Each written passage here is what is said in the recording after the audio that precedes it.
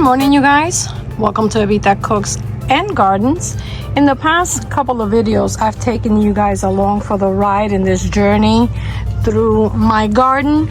But today is all about one of those vegetables that I've had such a hard time with keeping in the garden. And we're talking about tomatoes. I've been successful in the past with tomatoes, but not as successful as I wish I have been.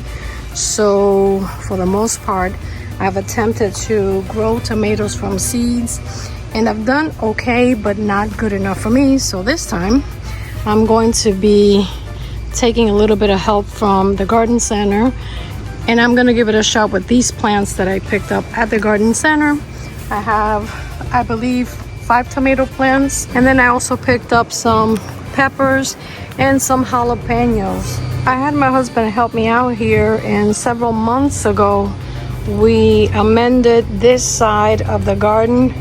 Even though right now all you see is the mulch and a couple of basil plants that I laid a couple days ago.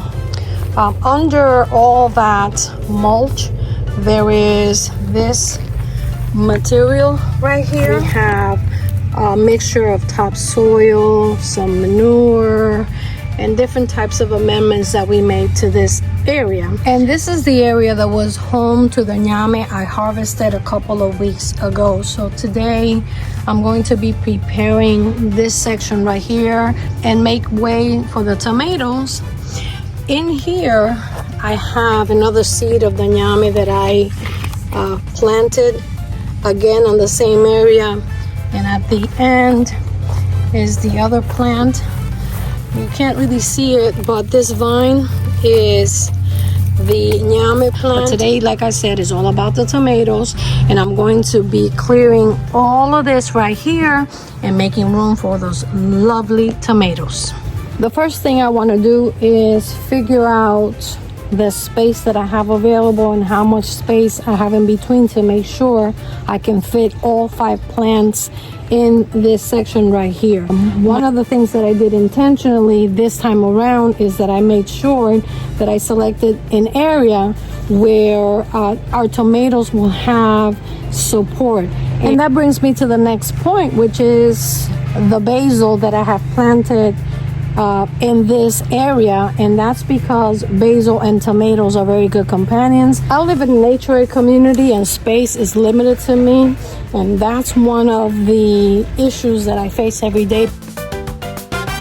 Right underneath, like I said, there is that material that I have to remove in order to make room for the tomatoes. So today, first of all, I'm going to figure out the space that I have so that I can lay out the 5 tomato plants that I bought.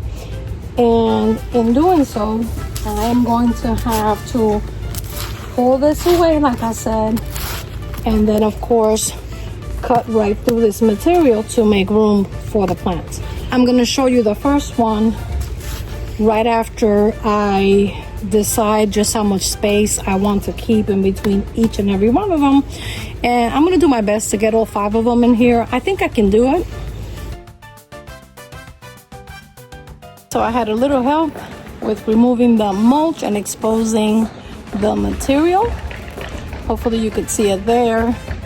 And now I could start configuring where each plant is going to go. I want to have the cherry tomato right in the middle, since I only have one of them. And then on each end, I'm going to have either beefsteaks or Roma or vice versa. I'm not sure yet. It's just going to depend on, when I put them on there, what they look like. And then, of course, I'm going to be envisioning what they will look like once they start fruiting. I know that that's not important for some people, but to me it is. That even though I'm not aiming to get the Garden of the Year award, that doesn't mean I can't make it aesthetically pretty.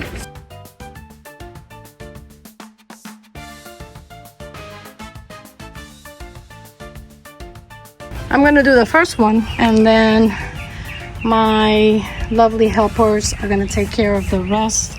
Obviously, I can't do this on my own.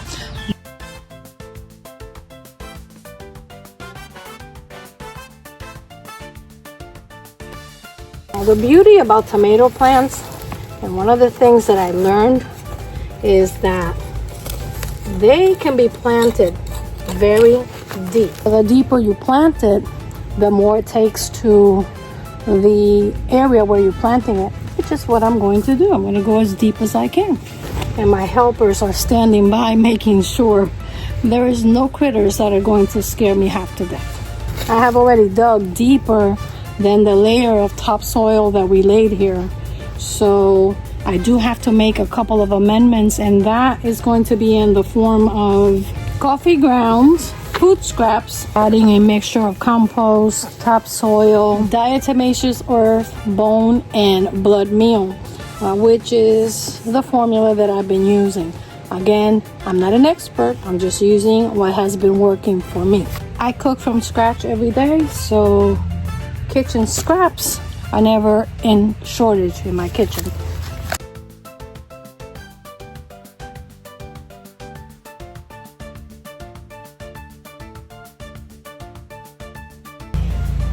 And from my compost pile, I took about this much of that beautiful soil. I'm gonna lay it at the bottom, maybe about an inch or so of it. And then right on top, the kitchen scraps.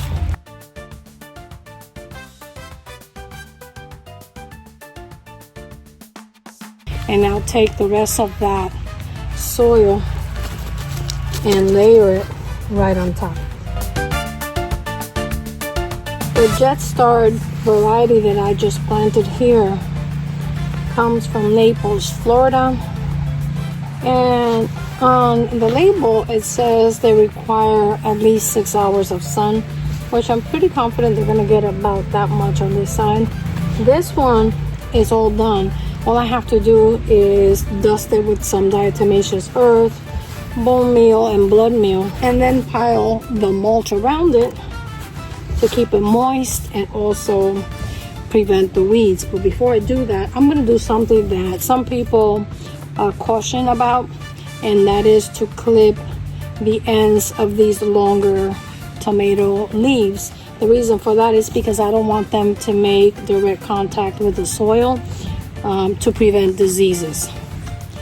What's interesting is that some people say do it, some people say don't do it, and I'm going to cut and drop that right into the base of the plant, okay? And even with this one, I could have removed it altogether. Once I pile the mulch around it, it's not going to matter. But if I see that it's making contact with the soil, I'll go ahead and clip it out altogether. So here is that blood meal. And blood meal is a good source of nitrogen. It also promotes plant growth and vibrant colors, which means that it's going to help us maintain that green and hopefully those beautiful tomatoes that we're going to harvest. So I always like to start my plants this way. The same thing goes for the bone meal, which help to promote healthy roots and of course the growth of the plant. So when you transplant your vegetables, it's a good idea to add some bone meal to the soil. In addition to the bone and blood meal, I'm adding some slow release plant food. That's going to promote the growth of our vegetables. It's going to be feeding this tomato plant for at least 3 months. Last but not least, for added nutrients, and in some cases to prevent infestations, is the diatomaceous earth. And in this case, I don't mind putting some of that diatomaceous earth right on the leaves, okay? I'm going to be watering the tomato plants at the base today. We've had plenty of rain in the last couple of days, so I'm not worried about that. But before I do that, I'm going to add a little bit of that compost mixture right at the base as well. And this is just as a means of promoting a healthy plant. And I know what you're thinking, whatever happened to those coffee grounds, where I do mix them to my soil mixture. But right at the end, I always take a little bit of the coffee grounds by themselves and sprinkle them all the way around, okay? Not only does it make the garden smell lovely if you like the smell of coffee, but it's also going to provide nutrients to the soil. And then the last thing we have to do after removing all this dirt and setting it aside is push the mulch right back into the base. Like I said, the mulch is going to prevent weeding, and it's also going to keep the tomato plants moist. One thing you may notice is that I don't have an irrigation system. Well, I'm not allowed to have one here, or I cannot have one in this particular garden. In fact, in most of my garden I have tried, but it kind of interferes with the irrigation system that we have for the grass. As per the HOA guidelines, we have to maintain our grass. So if our grass doesn't look good, we get compliance letters in the mail constantly. So we have to make sure we don't do anything to our property that would interfere with that, because if you've ever had to replace your grass in an HOA community, you know that we're looking in probably a couple $1,000s, if not more, at today's prices to replace it. So the sod is not something that we want to be messing around with. I do have to maintain the integrity of the property, as well as remaining obedient and compliant with the HOA guidelines. So that being said, I'm going to show you, for the purpose of closing out this video, what we're going to be doing in the end once my helpers are done with the rest of the tomato plants.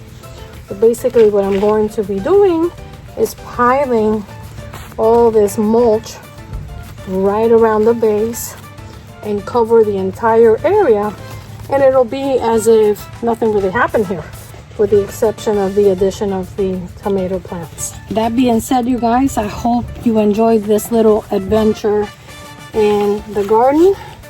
I wish my family wasn't too shy so that I can film them doing the hard labor for me, but they're always very cautious and they're with me every step of the way.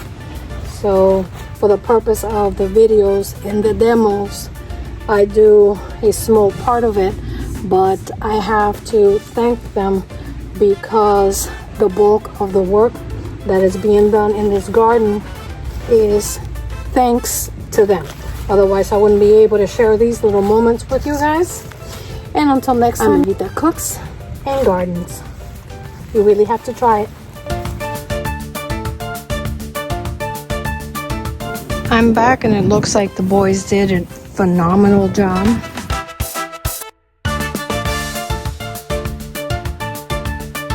I think there's plenty of distance between the jalapeno and the tomatoes. So I'm very excited, very happy. They did a phenomenal job.